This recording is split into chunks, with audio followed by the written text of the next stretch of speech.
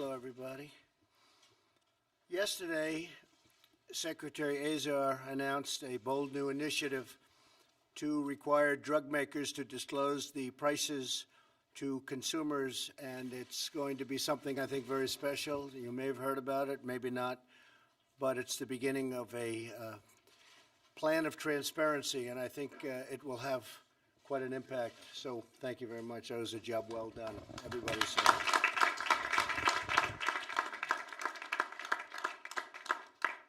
Thank you all for being here as we address one of the biggest concerns Americans have about health care. The Republican Party, I have to say this, is really very much becoming the party of health care. You see what we're doing. We're determined to end surprise medical billing for American patients, and that's happening right now. I want to thank Secretary Acosta, Secretary Azar, and everybody else in the room for joining us. Some people with some incredible stories. Thanks also to Senators Lamar Alexander, Maggie Hassan, Bill Cassidy, John Barrasso, and Representatives Kevin Brady, Devin Nunes, and Greg Walden. Thank you all very much. Thank you.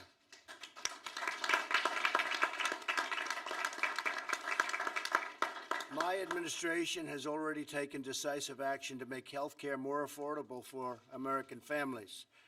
We've vastly expanded lower-cost health insurance plans. That's happening, and it's been an incredible success. We've begun a bold initiative to reduce the price of prescription drugs, and last year, drug prices saw their first decline in 46 years. First time in 46 years that drug prices have gone down, and now they're going to be going down a long way further, including the fact that we may allow states to buy drugs in other countries if we can buy them for a lesser price, substantially less price. And that's going to be very unique, but we'll allow them to go to other countries because the drug companies have treated us very, very unfairly. And the rules and restrictions within our country have been absolutely atrocious.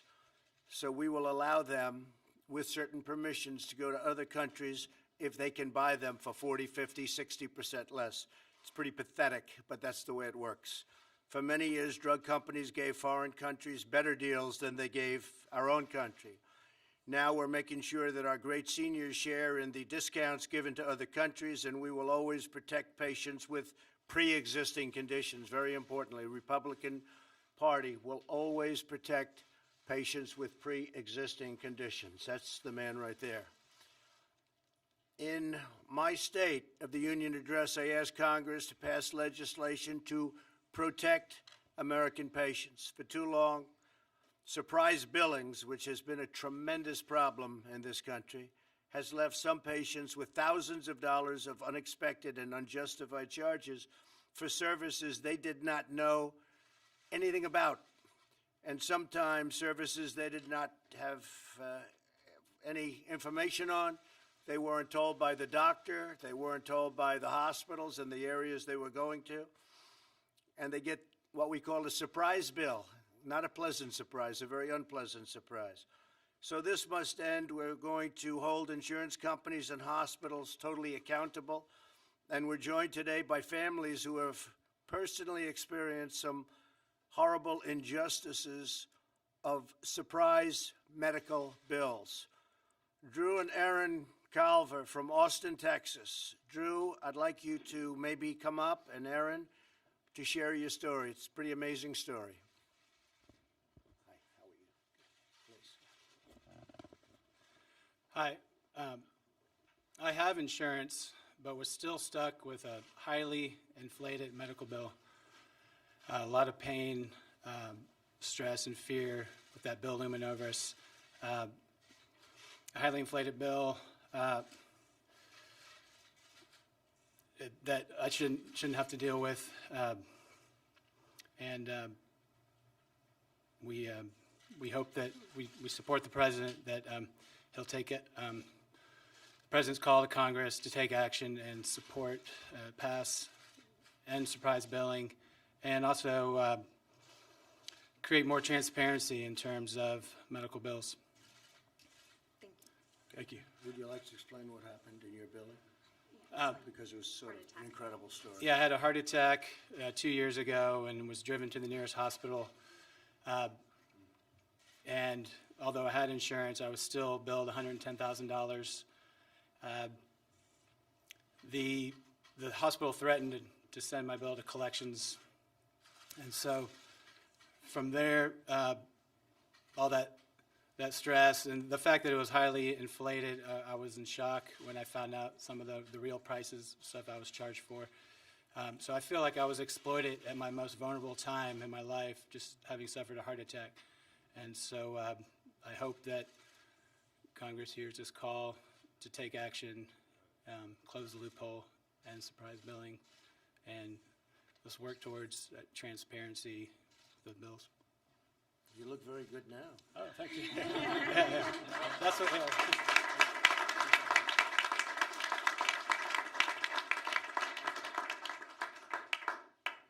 So when you got that second bill, you handled it, right?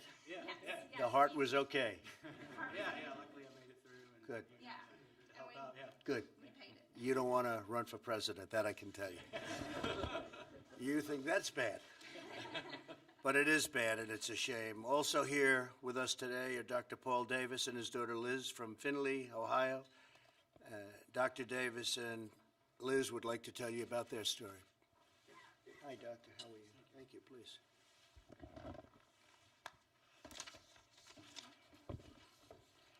Mr. President and honored guests, it's an honor for me to speak to you today. My family, like so many others, was victimized by a surprise medical bill. My daughter, Elizabeth, was charged $17,850 for a urine drug screen. If anyone's interested, I have the bill. You may see it. She had successful back surgery in Houston, Texas, and at a post-op visit, because she'd been given a prescription for a narcotic pain relief that she used appropriately and as directed, he just said, oh, by the way, I would like to get a urine specimen. Fine, she did it. A year later, the bill showed up for $17,850. This type of, this test at best is worth $100. It's really, actually, you can get it for 10 or 20. And this type of billing is all too common, not just among dishonest providers. The problem of improper medical billing affects most those who can afford it least. We must put aside any other differences we have and work together to solve this problem. I am very pleased to see this issue being brought to the nation's attention, and I thank you. Thank you, Doctor. I see it. It's true. I sort of wanted to check it myself. It's almost not believable. You look believable, but look but he's right. $17,850 for a urine test. Now, the EOB says that they would have paid, if it was in network, $100.92. Wow. Yeah. And that's still an inflated So price. $100 and you paid $17,000. We settled for less, but I won't go how much less, but it's a bizarre story. I'd love to tell you, but I'm told to keep it Well, short. this says it right here. That's terrible. Thank you, sir. Very much. You keep Appreciate it. this Thank you. opportunity.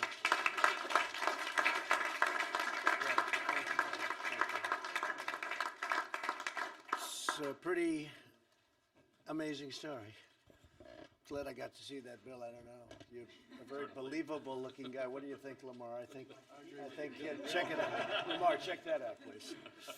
That's pretty incredible. But there are many stories like that. I've heard them for years myself, friends where they just come back and they get a bill that they can't understand it. And we're going to be announcing something, I think, over the next 2 weeks that's going to bring transparency to all of it. And I think in a way it's going to be as important as a health care bill. It's going to be something really special. We're doing a great health care bill if we get the Republican votes during the election in 2020. But this could be something that will have a tremendous impact, maybe a bigger impact than even a very good health care bill. Maybe even a bigger impact than when we took away the individual mandate from Obamacare. That was a big deal.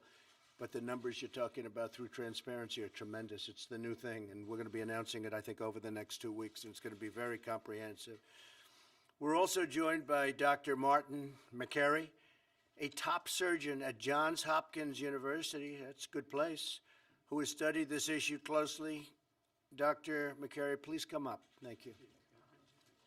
Hi, Doctor. How are you? Great, thank you.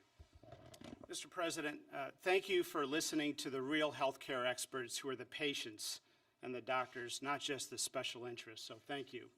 When someone buys a car, they don't pay for the steering wheel separately from the spark plugs and the conveyor belt, but yet in healthcare, surprise bills and overpriced bills are now commonplace, and they're crushing everyday folks like these patients.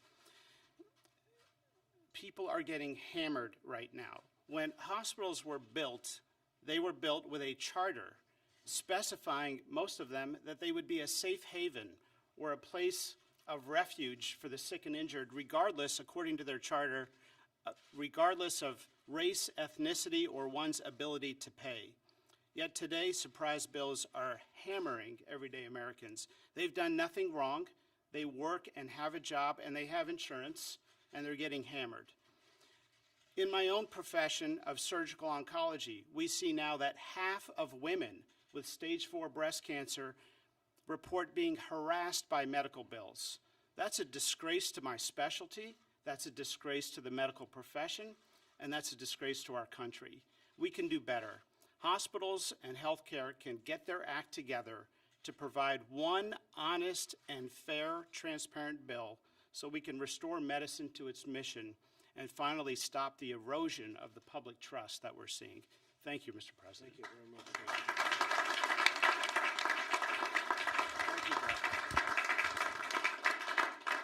Thank you very much, and I'll go a step further. No American mom or dad should lay awake at night worrying about the hidden fees or shocking, unexpected medical bills to come. Today, I'm announcing principles that should guide Congress in developing bipartisan legislation to end surprise medical billing. And these senators and congressmen and women that are with us today are really leading the charge, and I appreciate that they're all here. Thank you all. Thank you all for being here. It's fantastic. And I think it's going to be a successful charge. From what I understand, we have bipartisan support, which is rather shocking. That means it's very important. That means it's very good, but that's great. First, in emergency care situations, patients should never have to bear the burden of out-of-network costs they didn't agree to pay. So-called balance billing should be prohibited for emergency care. Pretty simple. Second, when patients receive scheduled non-emergency care, they should be given a clear and honest bill up front. That means they must be given prices for all services and out-of-pocket payments for which they will be responsible. This will not just protect Americans from surprise charges, it will empower them to choose the best option at the lowest possible price. Third, patients should not receive surprise bills from out-of-network providers that they did not choose themselves. Very unfair. Fourth, legislation should protect patients without increasing federal health care expenditures. Additionally, any legislation should lead to greater competition, more choice, very important, and more health care freedom. We want patients to be in charge and in total control. And finally, in an effort to address surprise billing, what we do is all kinds of health insurance, large group, small group, individual markets, everything. We want everything included. No one in America should be bankrupted and unexpectedly by health care costs that are absolutely out of control. No family should be blindsided by outrageous medical bills, and we've gone a long way to stop that. I think next week we'll go even further, possibly the week after. It's being drawn now, but it's one of the strongest things we've done as an administration, and I don't think any administration has done more. If we get this the way we want it over the next 2 weeks, I think you'll see something that's going to be great. Our initiative to end surprise medical billing is one of the many steps we're taking to fix our nation's broken healthcare system and to deliver better care with more choices at lower costs. My administration is eager to work with both parties in Congress to save American patients thousands and thousands and thousands of dollars and to give American families greater peace of mind. They're surprised with these bills. It's ruined people's lives. They leave a hospital with something they think is going to be routine, and they end up in court, and they end up going to court, and then they end up with lawyers' bills that are bigger than anything they could have imagined. They get it from every side. We're not going to have that anymore. So today I ask Democrats and Republicans to come together, to work together. Democrats and Republicans can do this, and I really think it's going to be something that will be acted on quickly. John, what do you think? Right? Yes, sir, Mr. Lamar, right? Mr. President, we'll be bringing you a bill, we believe, in July. Great. That'd be fantastic. Bipartisan. That'd be fantastic. We have great support in the White House, and we appreciate it. And I want to thank everybody for being here, and hopefully you won't have any stories like that again, Drew. That was not good. And your story was just terrible. I hope you negotiated it down very, very low. Not as well as I should have. Not that close to the $100? Huh? Okay. Well, and thank you very much. I appreciate it very much. Okay? Yes. Yeah. Mr. President, on the North Korea Yeah. missiles, what message do you take from them? Well, we're looking at it very seriously right now. They were smaller missiles, short-range missiles. Nobody's happy about it, but we're taking a good look, and we'll see. We'll see. The relationship continues, but we'll see what happens. I know they want to negotiate. They're talking about negotiating, but I don't think they're ready to negotiate because we have to either do it's very much like China. The vice premier is coming here today.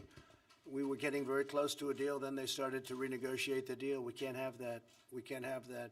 So our country can take in $120 billion a year in tariffs, paid for mostly by China, by the way, not by us. A lot of people try and steer it in a different direction. It's really paid, ultimately it's paid for largely by China. And businesses will pour back into our country. So instead of making the product, it'll be the old-fashioned way, the way we used to do it. We made our own product. And I think things are going along pretty well there, but a large group delegation headed by one of the most respected men and highest officials of China will be coming in today. They start at 5 o'clock, and they'll see what they can do. But our alternative is an excellent one. It's an alternative I've spoken about for years. We'll take in well over $100 billion a year. We never took in 10 cents from China, not 10 cents. And I think it'll be a very strong day, frankly. But we'll see. We'll see. It was their idea to come back. Do you have plans to talk to President Xi, or no, not yet? Well, he just wrote me a beautiful letter. I just received it, and I'll probably speak to him by phone. But look, we have two great alternatives. Our country is doing fantastically well. Our numbers at 3.2. Don't forget, 3.2, the first quarter is always by far the worst quarter, or at least almost always. You look back over the years, first quarter is always weak, and we had 3.2 GDP. Our unemployment numbers are the best in the history of our country, and we're doing well. And our companies are really doing well. Even in Ohio, the great state of Ohio yesterday, General Motors, at my very strong urging, to put it mildly, very strong urging. I wasn't even nice about it, but I appreciate what they did. They sold the beautiful plant, Lordstown. They sold that beautiful plant to a very, very good company that's going to make electric trucks. And that worked, because that was the only thing they could say about our whole economy, Lordstown. They kept saying, Lordstown, Lordstown. And when you had all of these great companies spending billions and billions of dollars coming into our country, they couldn't talk about it. They'd only mention the one plant that was a GM plant from a very long time ago. And now we have a great company going in, going to make electric trucks, very appropriate. Interesting idea, actually, electric trucks. Yes, please. Will you allow Robert Mueller to testify in Congress? Well, I'm going to leave that up to our very great Attorney General, and he'll make a decision on that. But I will say this. Look, the Mueller report came out. It was done I guess I'm hearing numbers now close to $40 million, with 17 or 18 very angry Democrats who hated Donald Trump, and also everything that they could possibly have at their disposal. There was nobody that was in the history of our country more transparent than me. I said, give them every document, give them every person, let the White House counsel testify. I think he testified for 30 hours. I guess they must have asked him the same question because there wasn't very much to testify about. But I said, let him testify and let him keep him as long as you want. Actually, when I heard 30 hours, I said, that's a long time. But I let him testify. I didn't have to have presidential privilege. I could have stopped everything. I didn't have to give them a document. I gave them 1.5 million documents. I gave them White House counsel. I gave them other lawyers. Anybody you want, you can talk to. At the end of the testimony, no collusion, and essentially no obstruction. Of course, a lot of people say, how can you obstruct when there was no crime, when there was no collusion? How can you possibly obstruct? I'll tell you, but it's worse than that. It's not only was there no crime, but the crime was committed on the other side. So we're protecting against the crime committed on the other side. So after spending all of that money, all of that time, 2 years, they come up with a report, and Bob Mueller's no friend of mine. I had conflicts with him. We had a business dispute. We had somebody that is in love with James Comey. We like James Comey. They were very good friends, supposedly best friends. Maybe not, but supposedly best friends. You look at the picture file, and you see hundreds of pictures of him and Comey. And with all of that and other things, he wanted the FBI job. I don't know if anybody knows that, but as you know, he was considered for the FBI job, wanted it, and the day after he didn't get it, he became the special counsel. That's a conflict. And we had other things, but those are tremendous conflicts. Listen to this. Your judge, call him a judge, has a business dispute with me. Your judge has a fantastic relationship with James Comey. Well, he's a part of this. He lied to Congress. He leaked. He's a liar, a leaker. And your judge has a situation where he wanted to become the FBI director. We chose Director Wray instead and told him, I'm sorry. Those are tremendous conflicts. Those are tremendous conflicts. And then he puts on his staff almost all Democrats, many of whom contributed to Hillary Clinton. None of them contributed to me, that I can tell you.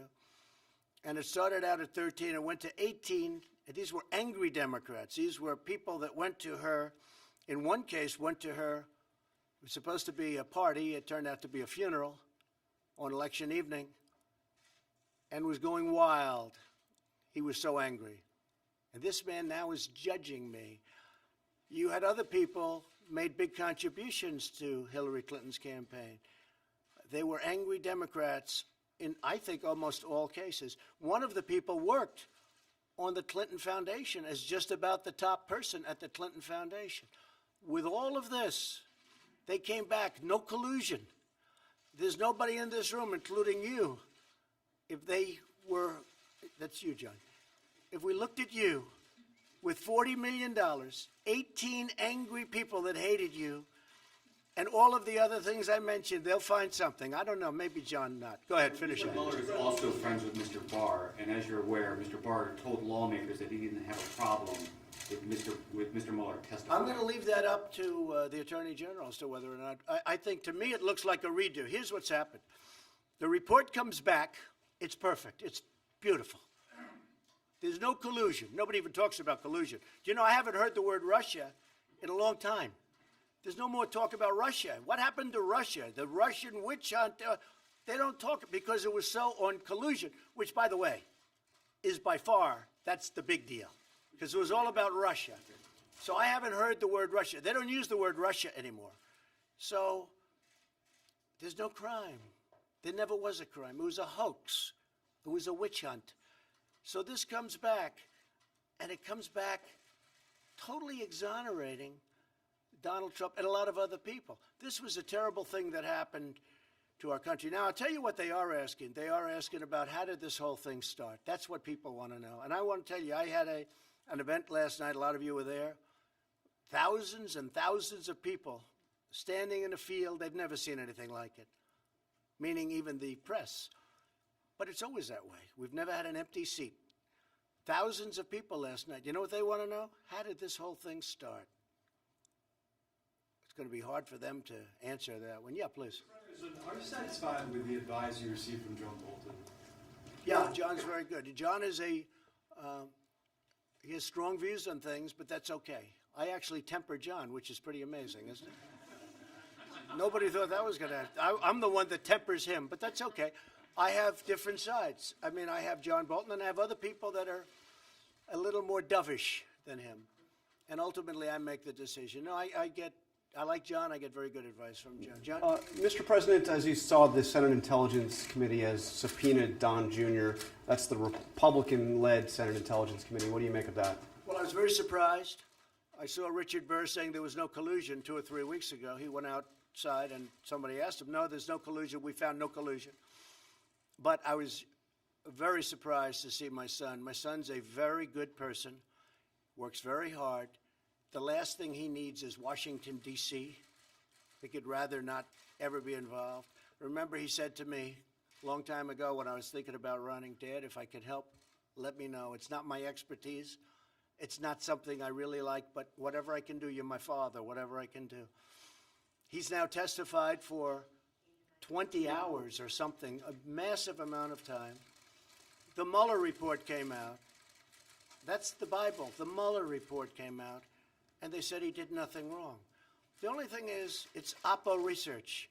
If he did wrong, then everybody standing with me probably, except for John and Lamar. I think Lamar is pretty. I'll tell you, did you ever do Oppo research on an opponent? I don't think so, Lamar, right?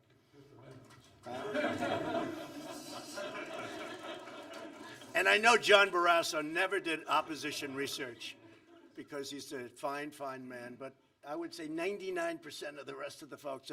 So they didn't, but what they didn't discuss is this woman that came in, who I watched her on the Today Show when it all started. Oh, I'm just an innocent. Well, nobody even knows, although the halls of Congress know her very well because for years she's walked around all over Congress.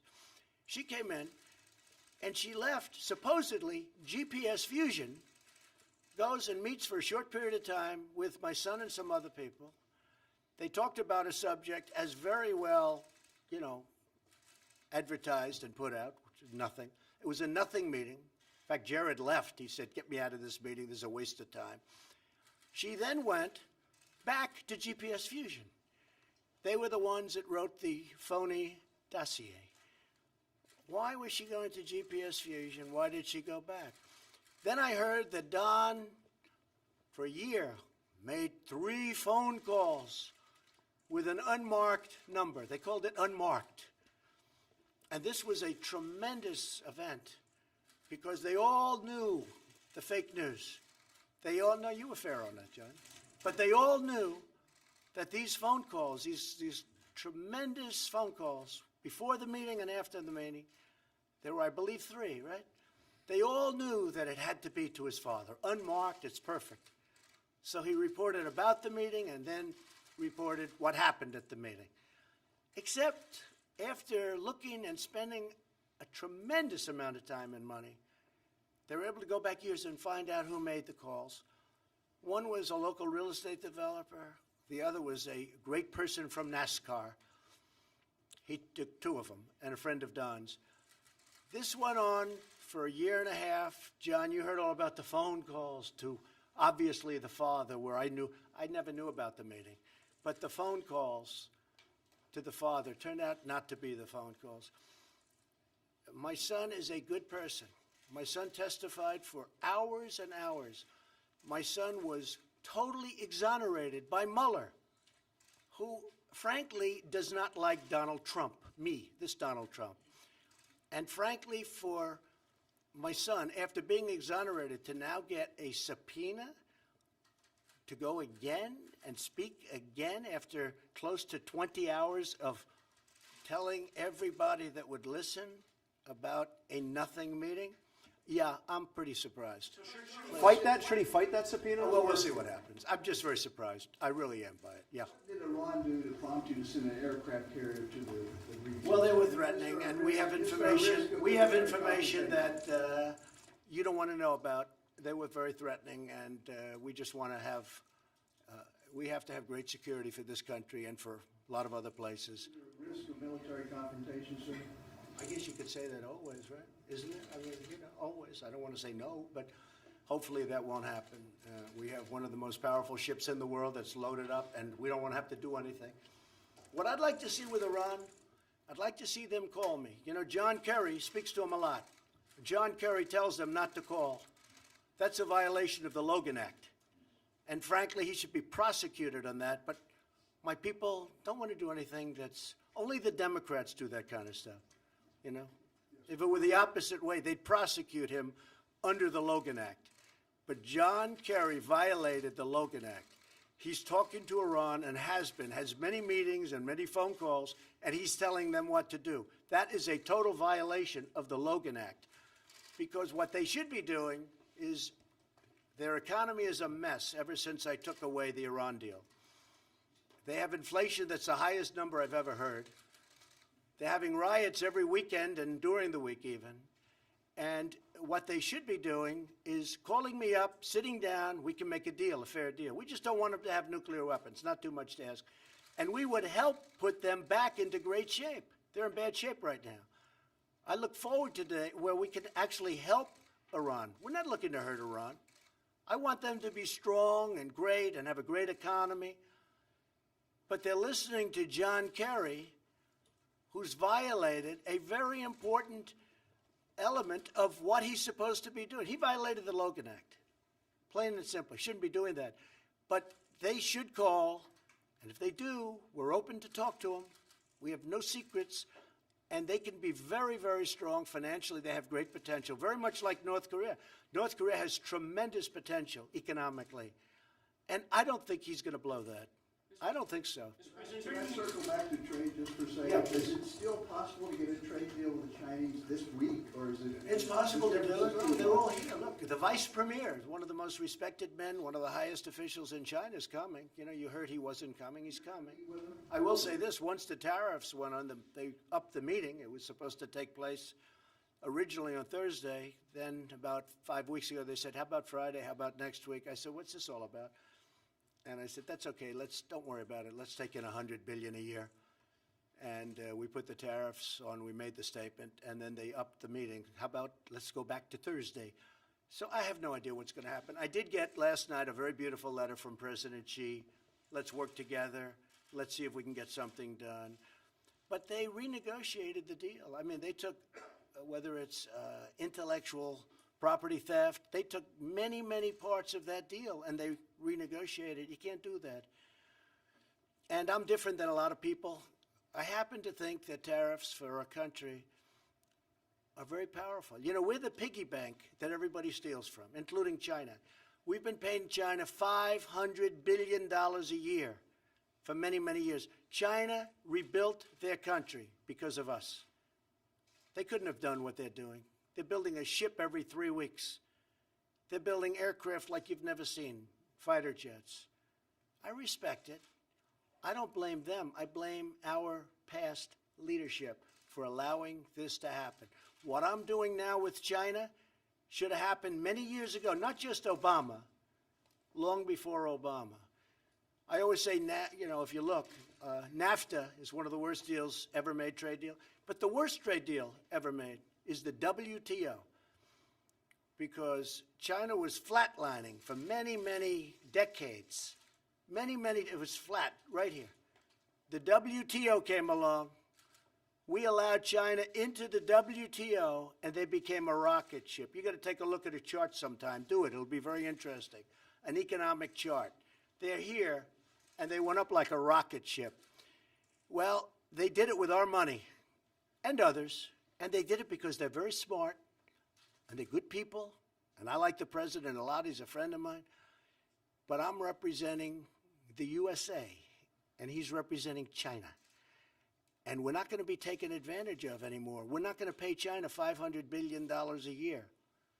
So we put very heavy tariffs on China as of Friday, and we put them on also 8 months ago. And when people looked at the economic numbers, they were shocked. When they look at the import-export numbers, they were shocked. They said, wow, how did they get to this point? This was very good. That was a very good report. They'd never seen that for many years.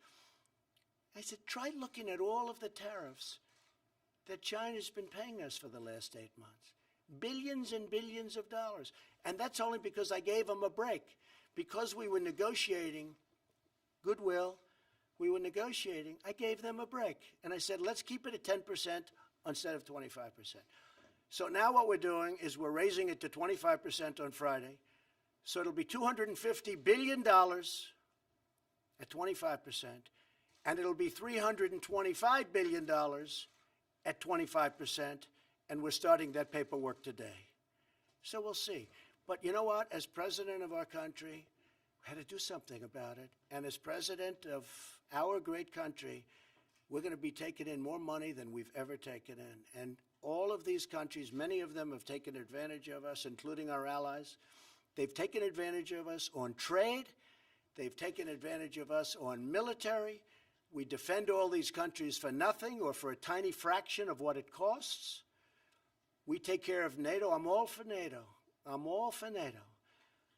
And I think it's just wonderful. But it's different than it was 25 years ago and 40 years ago.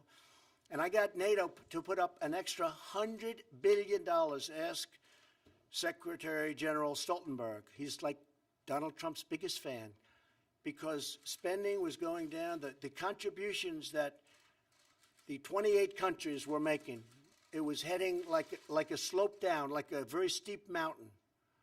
And then I came, and it went up like China. It went up like a rocket ship, okay?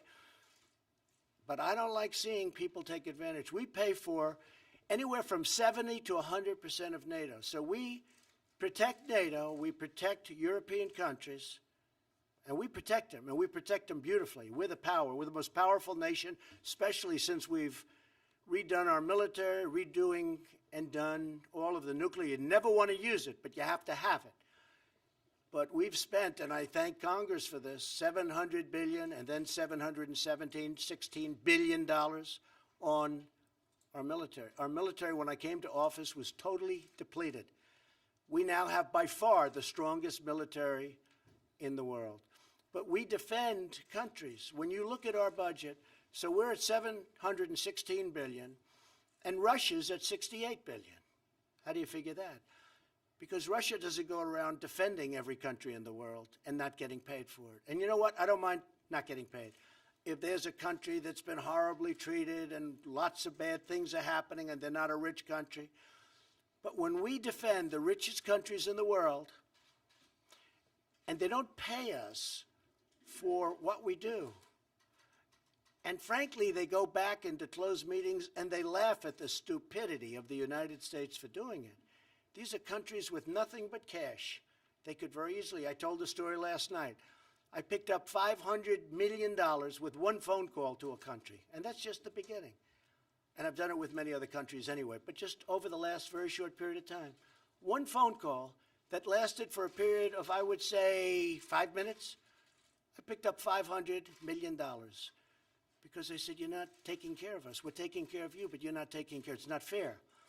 So really the word is not fair. NATO doesn't treat us fairly at all, but now they're starting to pay. And if you look at Mr. Stoltenberg, he will tell you he's never seen anything like it. $100 billion, and that's a low number. They're paying $100 billion more. But how do you feel about this? Germany, you're supposed to be paying 2%. Germany's paying 1%. They say 1.3, but call it 1% because it really is closer to 1%. Germany pays to Russia billions of dollars a month for the pipeline. And yet we're supposed to be defending Germany from Russia. So Germany is giving the so-called enemy, I don't call it an enemy, I want to get along with Russia, and I want to get along with China because I'm smart. Stupid people don't want to get along because I'm smart. This witch hunt hurt us in our relationships with a lot of countries. It was a very expensive, horrible thing for our country. And by the way, should never, ever happen again to a president. 2 years I've been going through this nonsense, and now we have a good report. And now guys like Jerry Nadler, who I fought for many years, successfully I might add, back in New York in Manhattan, he was a Manhattan congressman. I beat him all the time, and I come to Washington, and now I have to beat him again. Over nothing, over a hoax. And they know it's a hoax. They're smart. Nadler's a smart guy. Schiff is a smart guy. When Schiff goes to the microphone, he's conning this whole country, and he knows that. And he goes back into a room and he talks to his friends and he laughs because that's the way life is. But our country is doing great. We're going to find out about China tonight. And I think in the end, you're going to be very impressed with the kind of things we're doing. And the reason they were so surprised with the numbers 2-3 weeks ago, not the 3.2 GDP, which everybody was surprised at, but maybe more importantly, export numbers, import numbers, because we have billions of dollars coming to our country that our country never would have seen with a regular president. This should have been done many years ago. And I told President Xi of China, and I tell Abe, who's a good friend of mine, Prime Minister of Japan, doing a great job. I tell him, I tell everybody. I say, I don't blame you. I blame the people that ran the United States, and I blame their trade representatives, and frankly, I blame our presidents, because this should have never happened. We've been losing, for years, close to 800 billion, not million. 800 million's a lot. But we've been losing $800 billion on trade. $800 billion. We're going to stop that. And we've already started. So we have a meeting tonight at 5 o'clock with the top people from China, and we'll let you know what happens. Thank you all very much.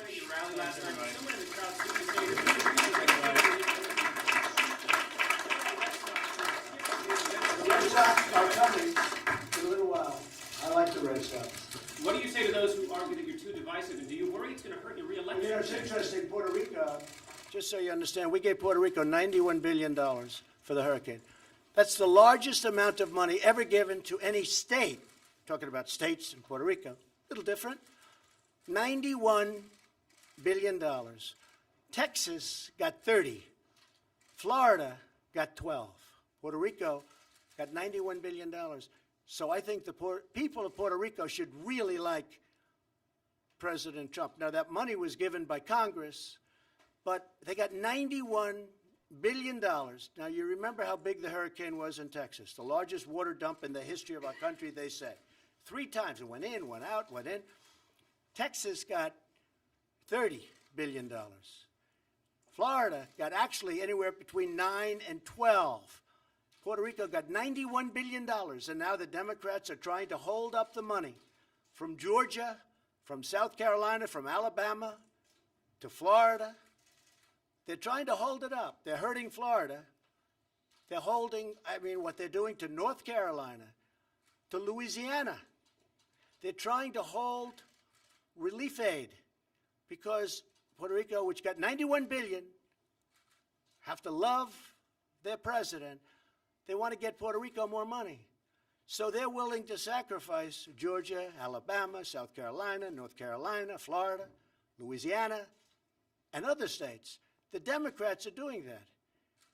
They are very divisive people. Thank you very much. President,